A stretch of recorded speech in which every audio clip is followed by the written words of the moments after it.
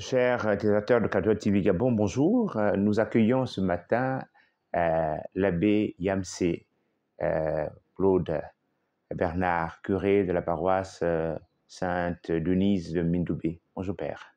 Bonjour et bonjour à tous les nombreux téléspectateurs de Catholique TV. Alors Père, nous sommes au lendemain de la célébration de la journée mondiale de prière pour les pauvres qui se célèbre le 33e dimanche de chaque année depuis 8 ans. Comment est-ce que cette journée a été vécue dans l'archidiocèse de Libreville? Avant de décliner un peu, il faudrait rappeler déjà que nous célébrions hier la 8e journée mondiale des pauvres décrétée par le pape François depuis 2017 au sorti de l'année du jubilé sur la miséricorde. Et donc, nous sommes également à l'aube d'un nouveau jubilé, donc tout ça est symbolique. Et donc, ce jubilé sera dédié aussi à la prière. Le pape a voulu donc extraire de Siracide 21,5, le thème de cette année. La prière du pauvre s'élève jusqu'à Dieu. La prière du pauvre s'élève jusqu'à Dieu, Siracide 21, verset 5. Et donc, cette année de plus, nous avons voulu célébrer ce moment parce que le pape affirme que c'est une opportunité pastorale à ne pas sous-estimer. C'est un moment d'évangélisation. C'est un moment où l'Église peut, de manière concrète, traduire dans la vie, n'est-ce pas, de ce qu'elle accompagne, où l'Église peut apporter sa contribution à une lutte profonde et efficace contre la pauvreté de toutes les formes. Donc, au niveau de l'archidiocèse de Libreville, nous avons justement eu deux articulations. Déjà, nous avons voulu que cette journée se célèbre dans toutes les paroisses de l'archidiocèse, donc il n'était pas question de converger, mais toutefois, nous avons eu un centre d'évaluation, un centre, n'est-ce pas, un foyer qui devait, n'est-ce pas, y découler, on peut dire comme ça, le foyer pilote, n'est-ce pas, de cette journée mondiale des pauvres. C'était à la paroisse Saint-François d'Assise de Kingele, et autour de Monseigneur l'archevêque, justement. Et comme le pape l'a toujours recommandé, prier, c'est l'Eucharistie. Et donc, il y a eu la célébration, n'est-ce pas, d'une belle Eucharistie animée, joyeuse, joviale. Parce que comme le thème, c'est la prière du pauvre, c'est à Dieu. Et c'est une occasion que nous avons de pouvoir prier avec les pauvres, de prier pour eux, de prier avec eux. Donc, l'Eucharistie étant, n'est-ce pas, la source du sommet de toute la vie chrétienne, la source même de la charité. Alors, Monseigneur l'archevêque a présidé une Eucharistie à la paroisse Saint-François de l'Assise de Kingele à 10h avec 12 familles qui ont été identifiées, 5 familles de la paroisse Saint-François d'Assise et 7 autres familles, n'est-ce pas, provenaient des différentes paroisses de l'archidiocèse, notamment Rosaire, Alibandin et d'autres Saint-Marc et d'autres paroisses. Donc, on a voulu justement qu'autour de l'évêque, on manifeste cette diocésanité, cette synergie d'action en regroupant 12 familles qu'on a identifiées au préalable dans chaque caritas paroissiale. On a identifié également les besoins, parce que comme le pape le rappelle, c'est un moment aussi où nous devons prendre conscience de leur présence et aussi de leurs besoins et poser des actes concrets. Et donc, de leurs besoins, les caritas ont été invités à se diriger vers ces familles pour les écouter et écouter leurs cris, écouter leurs prières et leurs besoins. Et donc, les besoins des familles ont été exprimés en termes de frigo ou de gazinière ou en termes de moustiquaires. Bref, nous observons et donc on s'est débrouillé pour que chacune des familles, n'est-ce pas, on puisse satisfaire les besoins de ces 12 familles. Mais ce qui était aussi intéressant dans cette Eucharistie, c'est que c'était en même temps une opportunité d'évaluation. Il fallait envoyer ces personnes en mission, ces familles, et à travers eux, n'est-ce pas, c'est chacun de nous qui se sentait, n'est-ce pas, appelé à la vocation à la charité, appelé à aller agir quotidiennement pour prolonger dans le quotidien existant, n'est-ce pas, cette journée qui ne veut pas s'arrêter à une journée, mais qui est un moment d'arrêt pour réfléchir sur des initiatives pratiques à mettre en place. Donc, parmi ces initiatives également, nous avons identifié 3 familles où les projets ont été élaborés et donc financés. Donc, nous avons financé, n'est-ce pas, dans le cadre de l'autorisation des familles, 3 familles. Donc, la conseil l'archevêque, au cours de la messe, a symboliquement remis à ces personnes, n'est-ce pas, l'effort, la solidarité, à manifester la fraternité, le partage, n'est-ce pas, de toute la communauté. Et pendant l'Eucharistie également, Monseigneur a profité pour rappeler l'importance de la prière. Mais une prière qui est une action, et une prière qui doit agir. Et donc, cette prière doit agir. Et je pense en cela, il rejoint, n'est-ce pas, le message du pape qui disait que la prière trouve sa vérification et son authenticité, n'est-ce pas, dans la charité qui se veut rencontre, qui se veut proximité. Et donc, de ce point de vue, Monseigneur, n'est-ce pas, était présent, était aux côtés de ces peuples. La deuxième articulation était le moment, n'est-ce pas, de communion, d'écoute, attentive du Père archevêque à l'endroit de sa famille, n'est-ce pas, où après la messe, on s'est retrouvés et où Monseigneur a pris le temps d'écouter cette famille, de savoir la situation dans laquelle ils se trouvent, s'ils sont mariés, s'ils travaillent, combien d'enfants ils ont. Il a pris vraiment tout le temps qu'il faut comme un pasteur, comme un père, n'est-ce pas, écoute ses enfants. Et après ce moment, donc, nous sommes passés à un moment tout aussi important qui est un moment de communion fraternelle autour d'un repas festif, d'un repas joyeux, d'un repas, n'est-ce pas, de partage, où une fois de plus, Monseigneur s'était proche d'eux en partageant ce repas. Et il est resté après à échanger pendant longtemps avec ces familles-là. Il faut signaler que parmi les temps d'échange qu'on a eu, on s'est rendu compte en fait que beaucoup de familles en fait n'étaient même pas des familles chrétiennes.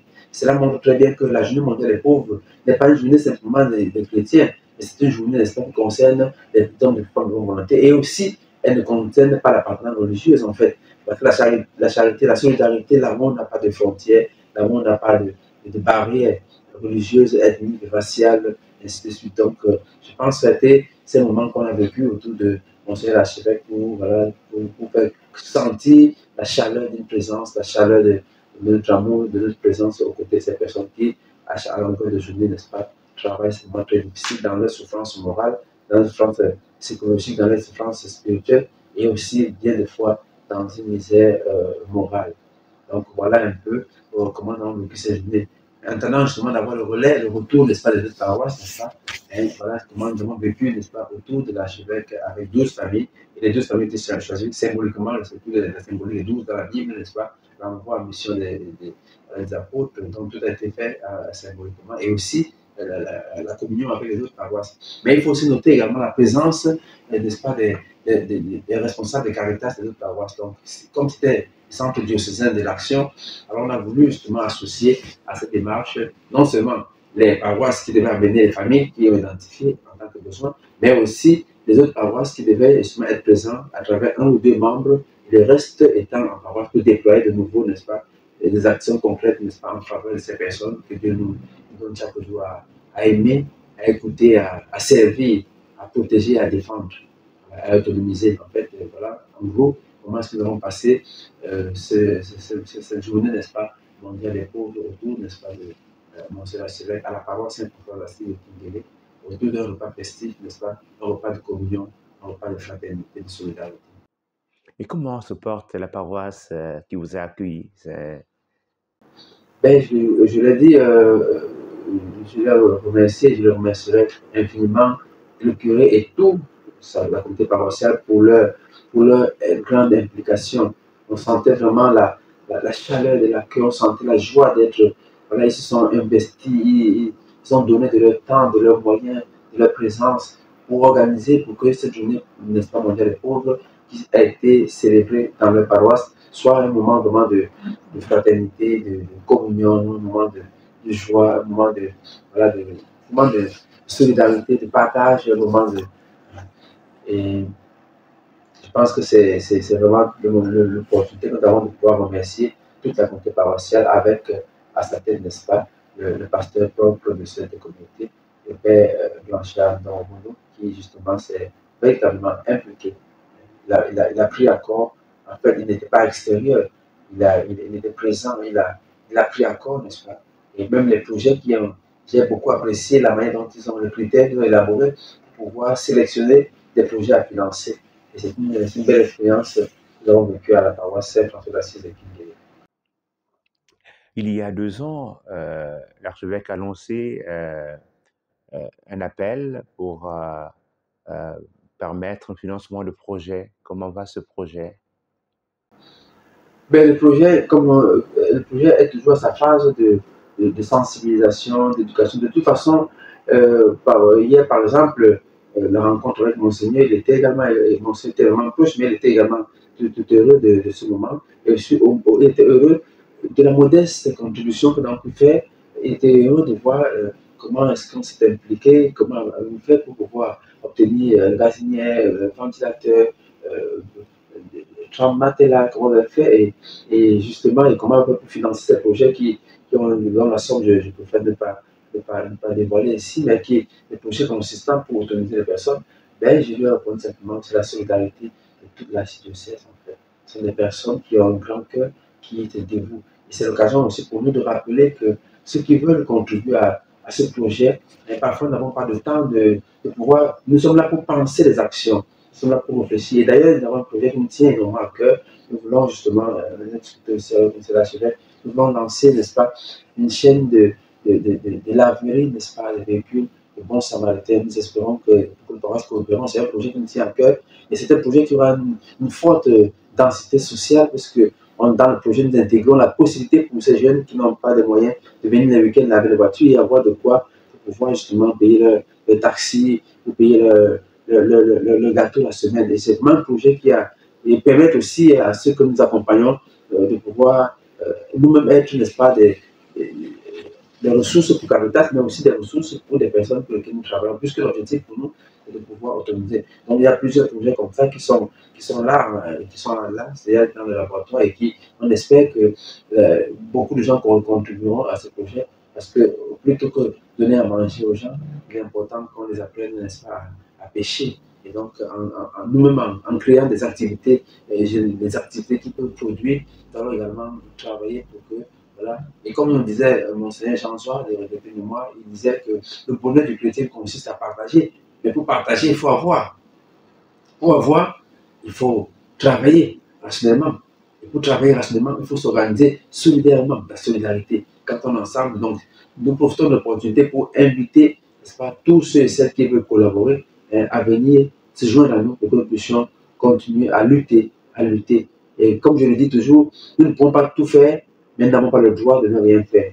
Donc, vous pourrez appeler au numéro 036 39 0034, 036 39 0034, et cela permettra que justement vous puissiez collaborer à ce combat, ce noble combat. De toute façon, le pape l'a rappelé plusieurs fois, chaque chrétien et chaque communauté doit devenir un instrument de Dieu pour la libération et la promotion des pauvres, de manière à ce qu'ils puissent s'intégrer pleinement dans la société. Et cela suppose donc que nous soyons dociles et attentifs à écouter le cri du pauvre, la prière du pauvre et à le secourir. Quand le pauvre crie, Dieu entend. Quand il prie, la prière est agréée. Mais Dieu agrée cette prière à travers nous. C'est nous qui donnons réponse, corps et vie à la prière du pauvre, au cri du pauvre. Chaque chrétien, chaque baptisé, chaque personne de bonne volonté qui répond. Dieu répond toujours, mais sa réponse, ça passe à travers nous. Nous sommes les bras de Dieu, nous sommes les yeux de Dieu, nous sommes la main de Dieu. Cette main tendue, ce sera pour relever celui qui est courbé, qui est dans la détresse morale, spirituelle, psychologique, affective, et ainsi de suite. Donc voilà, nous profitons de cette opportunité pour joindre à nous, n'est-ce pas, de nombreux bénévoles, de personnes qui veulent justement apporter des contributions en termes d'expertise en ressources humaines ou en termes d'expertise matérielle, pour qu'ensemble, nous continuions à faire reculer la pauvreté. Et en écoutant les pauvres, n'est-ce pas, on affirme ainsi leur dignité, parce que l'autonomisation est une question de dignité. Lorsque vous avez dans la misère, vous êtes mendiant, quelque part, vous perdez votre dignité. Et c'est là où le proverbe dit très bien, ne me donne pas la richesse parce que je pourrais te régner, mais non plus la misère parce que dans la misère, je pourrais, n'est-ce pas, te trahir, je pourrais te déshonorer. Et c'est vrai que quelquefois, lorsqu'on a la misère morale, matérielle, surtout parfois, on est appelé à faire des actes qui ne s'intéressent pas. Mais on peut comprendre que dans la misère, on est vulnérable, on est fragile, on peut être même la proie, la cible, n'est-ce pas, des prédateurs de tout genre. Donc, je voudrais vraiment que tous ceux qui nous écoutent sachent qu'ils peuvent contribuer, ils peuvent collaborer à ce combat. Nous sommes là, joignez-nous à nous, nous voulons votre présence pour que nous continuions, n'est-ce pas, à nous mettre ensemble, à nous unir pour ce combat. Pour terminer, je voudrais avec vous chanter ce petit refrain. Vous êtes le corps du Christ, vous êtes le sang du Christ, vous êtes l'amour du Christ. Alors, qu'avez-vous fait de lui? Je cherche le visage du Seigneur. Je cherche son image tout au fond de mon cœur. Merci, Père, d'être venu à nous. Merci de nous rappeler que nous sommes tous appelés à vivre en posant des actes de charité. Et le pape François de dire, on n'est pas chrétien si on n'est pas charitable. Ben, pour mon mot de fin, je voudrais vraiment profiter pour, déjà une fois de plus, remercier tous ceux et celles qui ont collaboré, qui collaborent, qui travaillent au quotidien pour une société plus juste, plus fraternelle. Je voudrais aussi, si vous permettez, puisque le thème c'est sur la prière, Mère Teresa, je voudrais qu'on conclue avec elle, puisque le message partenaire, il a fait référence à cette grande dame, vraiment cette combattante de la charité. Et Mère Teresa, justement, elle ne cessait de le répéter, la prière, la force de la prière. Et elle puisait, n'est-ce pas, sa force dans la prière. Et donc, en octobre 1985, alors qu'elle est devant la tribune des Nations Unies, je voudrais vraiment lire les paroles qu'elle a prononcées pour montrer vraiment le lien entre la prière. Parce que s'il n'y a pas la prière qui soutient notre action, on devient ONG et philanthropie. Et Mère Teresa, justement, en présentant mon chapelet à l'Assemblée, elle disait ceci: je ne suis qu'une pauvre religieuse qui prie. En priant, Jésus met son amour dans mon cœur et je vais le donner à tous les pauvres que je rencontre sur mon chemin. En priant, Jésus met son amour dans mon cœur et je vais le donner à tous les pauvres que je rencontre sur mon chemin. Vous aussi, priez. Priez et vous vous rendrez compte des pauvres que vous avez à côté de vous. Peut-être même sur le palier de votre habitation, peut-être même dans vos maisons. Et c'est vrai, il y a ceux qui attendent votre amour. Priez et les yeux s'ouvriront et le cœur se remplira d'amour. En fait, personne ne peut donner ce qu'il n'a pas reçu. La prière n'est pas fuite. La prière est communion avec Dieu pour recevoir de lui son amour, sa présence et aller porter cette présence. Parce qu'en fin de compte, la pire discrimination dans tous les pauvres, c'est le manque d'attention spirituelle. Et donc l'option préférentielle pour les pauvres doit finalement devenir une attention religieuse prioritaire et privilégiée pour l'Église. Merci, Père Claude Bernard Yamsé, curé de la paroisse Sainte-Denise et qui est le coordinateur de la commission Caritas et qui vient de nous parler de la célébration de la 8e journée mondiale de prière pour les pauvres qui a été organisée pour l'archidiocèse de Libreville à la paroisse Saint-François d'Assise de Kinguélé. Merci, Père. La journée était un entraînement. Il s'agit maintenant chaque jour d'aller jouer le match. On s'entraîne, on s'est entraîné, on a lancé quelque chose, mais quotidiennement, nous devons travailler pour que recule la pauvreté. Amen. Merci beaucoup, Père. Merci.